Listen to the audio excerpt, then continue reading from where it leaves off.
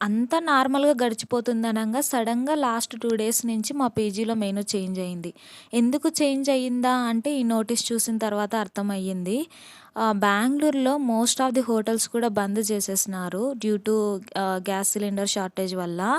So, even ఆబ్వియస్‌లీ పీజీస్‌లో కూడా ఈచ్ పీజీలో ఎంత లేదన్నా ఒక 200+ మెంబర్స్ ఉంటారు కదా! వాళ్ళందరికీ ఫుడ్ వండాలంటే గ్యాస్ సిలిండర్స్ చాలానే కావాలి.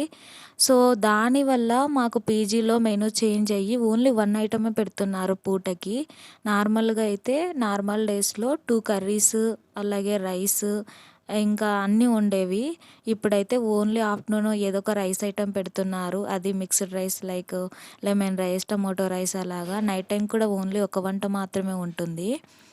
ఇప్పుడు ఆలోచిస్తున్నాను అమెరికాకి, ఇరాన్‌కి మధ్య యుద్ధాలు జరగడం వల్ల మనం కూడా ఇంపాక్ట్ అవుతున్నాం ఇండియాలో ఉన్న పీపుల్ కూడా.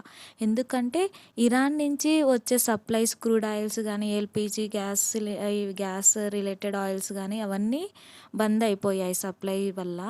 సో, నార్మల్ పీపుల్ కూడా ఎఫెక్ట్ అయ్యే సిచ్యువేషన్ వచ్చింది. కరెంట్‌లీ ఇది బెంగుళూరులో ఉన్న సిచ్యువేషను. తెలీదు ఎన్నాళ్ళు కొనసాగుతుంది ఇలాగా అని. చూద్దాం.